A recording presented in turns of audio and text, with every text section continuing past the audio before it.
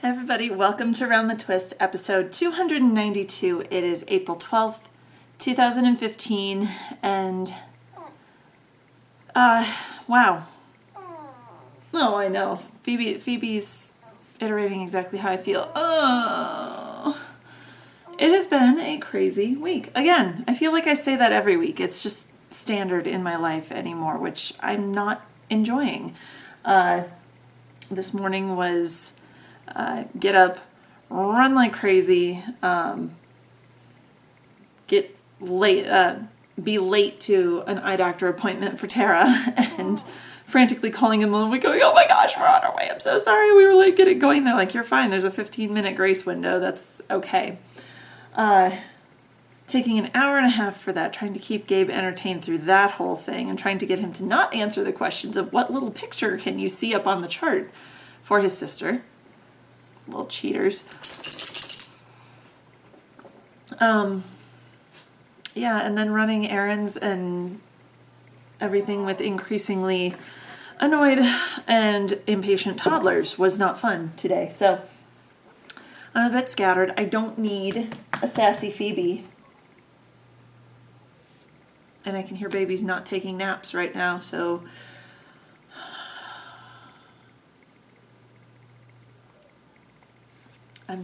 wow. Okay. Sorry, it's been crazy. So, how you guys been? It's been a week. Let's dive right into what's on my needles. So, first off, little housekeeping to start with. Apologies, I did not, Phoebe, please be quiet. Please, Goober, and if you can't be quiet, please go away. So I kind of got last week's show uploaded. So, Handbrake, which is the software that I use to compress the files small enough so that they can go up on Podcast Garden, which then disseminates to iTunes. YouTube doesn't have an issue with how large the file size is before I upload. So I usually do one compression, upload that file to YouTube, so it's a little bit better quality than the one that actually ends up on iTunes, because iTunes asks that the file be smaller than a gig, which is understandable. You guys don't want to be eating up precious phone or precious space on your devices with a knitting show. Come on. So I have to recompress the show several times over depending on how long I record for. Well, Handbrake, the compression software, decided that, and I'm sorry, I'm gesturing a lot with the right hand, so I'm going to hold my coffee mug, so I hopefully won't do that. Handbrake decided they needed to run an update to the software. That happened, and suddenly what was taking almost exactly half an hour per compression time went up to taking an hour and 40 minutes. I don't know why. I don't know what they did. It wasn't anything on my end besides doing the update, and I don't like it. I could get 2 compressions done in an hour as long as I was either sitting down here watching it or remembered to come back down. Hour and a half for 2 compressions.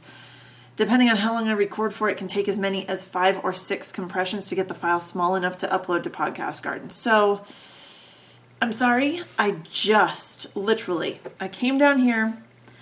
I worked all last weekend too. Let's throw that in there.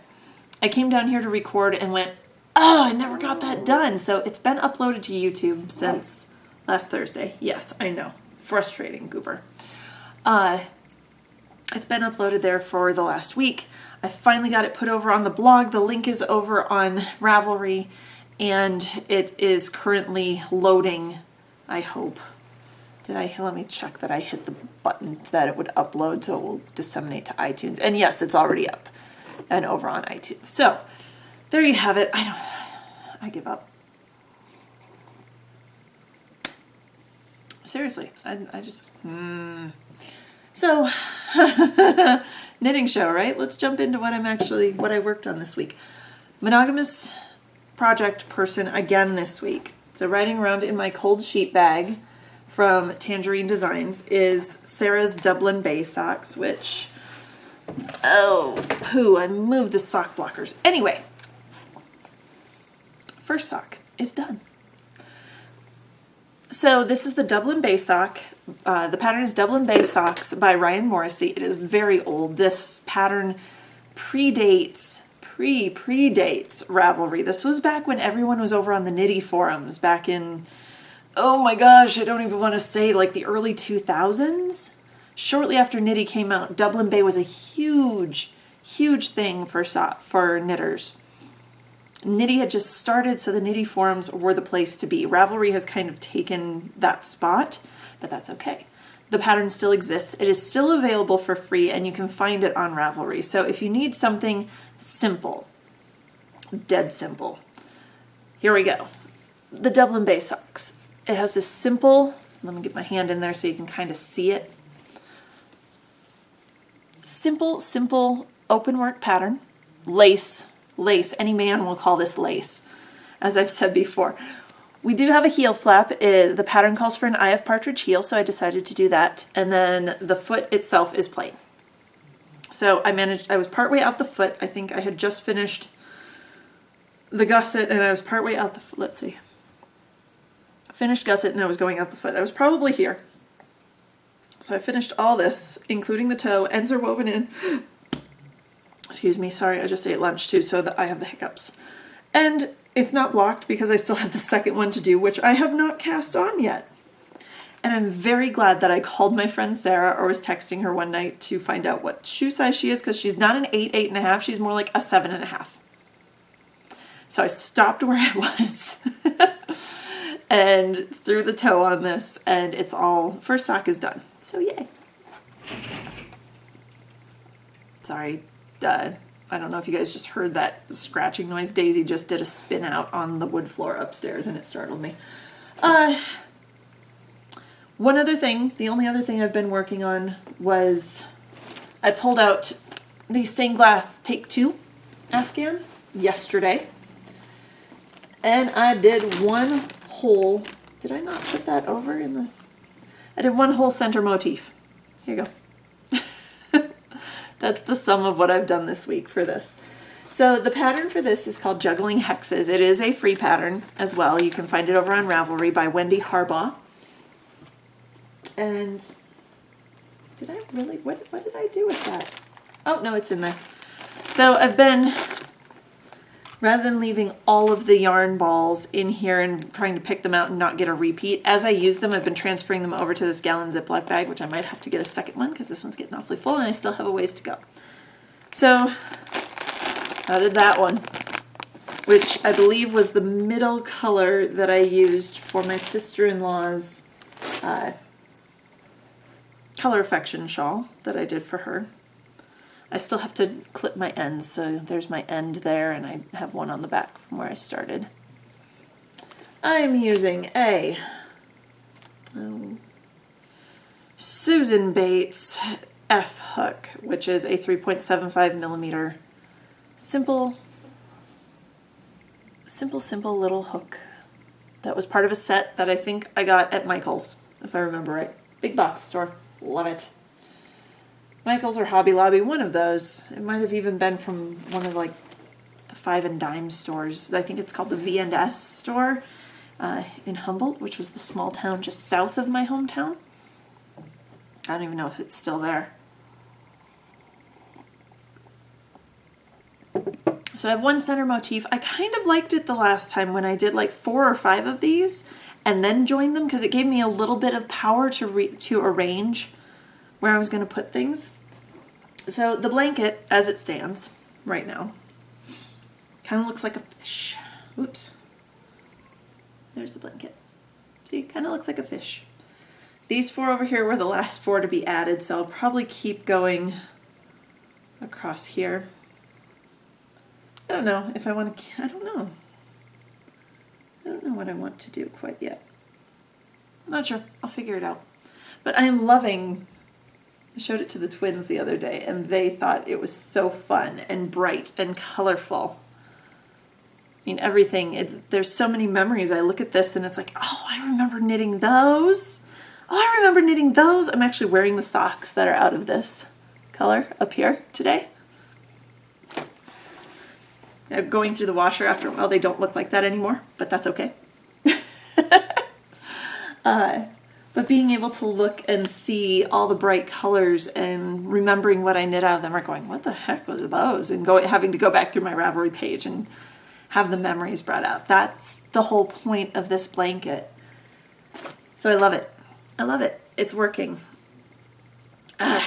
So that's it. I don't have any more pokey things. Let's see. I think I said I was debating doing an any questions. So, 2 in a row from Knit Jersey 9 over on the any questions thread on Ravelry. So if you have a question for me, please go over to the stickied thread at the top of the forum over on Ravelry, the Around the Twist forum, and post it. And I'll get to it. I've got maybe like 5 more questions to go before we run out of questions. So please feel free to ask me anything and I'll try to answer. So Knit Jersey 9. 2 questions. Do you put cream in your coffee? And do you think you'll ever visit Shacked? Do I put cream in my coffee? Hang on. Let me show you. Not cream necessarily. As mentioned prior, I'm an impatient person. I like my coffee hot, but with just enough of the heat taken off that I can drink it, like guzzle it right away.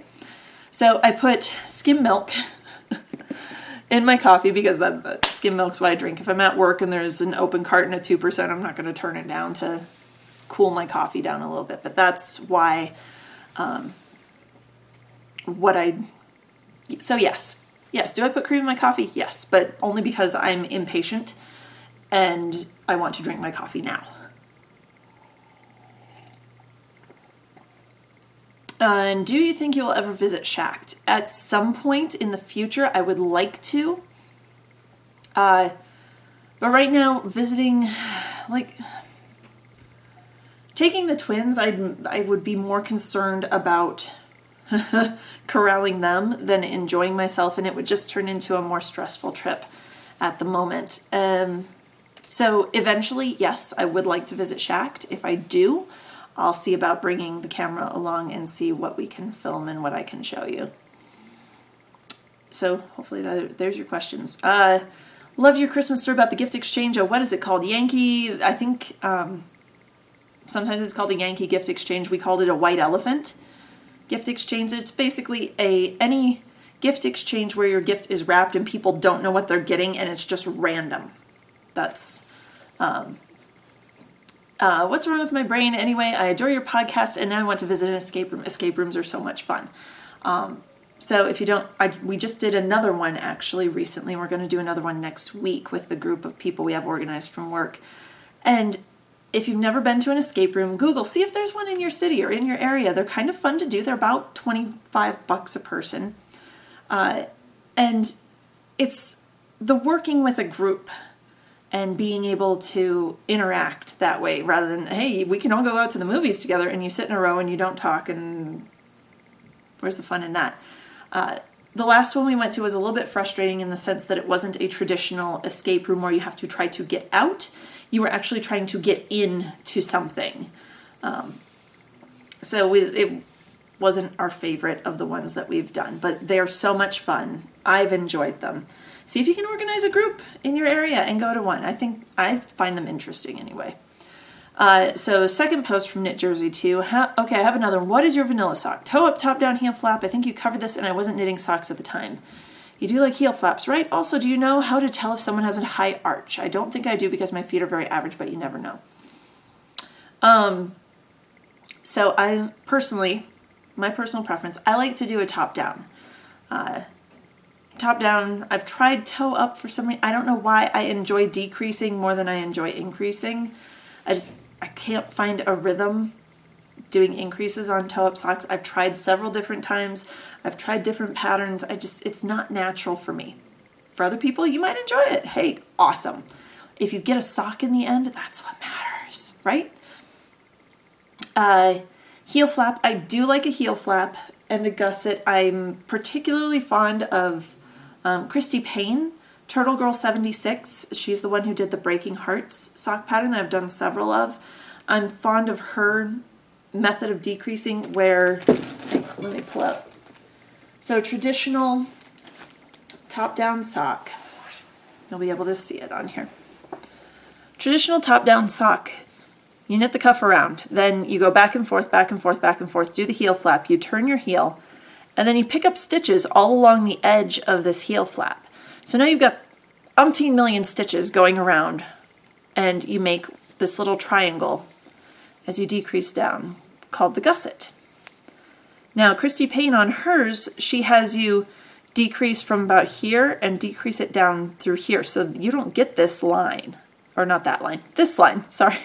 Trying to do this in the monitor over on the side. You don't get this line going down, and it cups underneath the heel. I find, personally, I like the way that fits. So a lot of my socks that I do for me, I'll adapt her Breaking Hearts pattern of her modified heel gusset on the underneath the heel to whatever top-down sock pattern that I'm doing. And how do you tell if someone has a high arch? If you have a problem with shoes where, I'm going to hold my slipper up. So you have a problem with a shoe that's pressing against this part here, you have a high arch. It's the distance between, okay, I'm not a yoga person. I'm sorry, I'm hauling my foot up here. It's this distance from the back of your heel up to here. Mine is very deep. I don't know why. But I have a high arch and a narrow foot. That's the beauty of knitting socks. You can modify, find what works for you. The key with, if you do have a high arch or someone who has a high arch, and maybe the designer doesn't have a high arch, so they knit a very short heel flap. Theirs might only be 2 inches. I make mine 2.5, sometimes a little bit more. So when you're stretching that sock over your foot, this distance from here to here, there's not a whole lot of stretch going across the top of the front of your ankle, the top of your foot. That gives me that little bit of extra room that I need. So that's how I determine what fits and what works for me and what doesn't. And I've been, good lands, I've been knitting socks for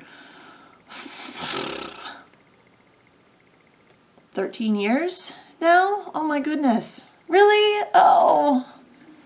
I've been knitting for 17 years, knitting socks for 13. Oh my. I didn't know it had been that long. Okay. So yeah. It's trial and error. I mean, some people do it by percentages. They know they need like a 60% heel if they're going to do a short row heel. Short row heels don't work for me. I haven't found one that does. That's why I like the heel flap. I feel like I have more control. So hopefully, Knit Jersey 9, who is Monica, I hopefully answered your questions. And like I said, if anyone has any questions, please, please, please put them over on the Any Questions thread, and I'll try to address them in a future podcast. And I think that's it. Hi. It's been a crazy week. So everyone, have fun. And until next week, happy knitting.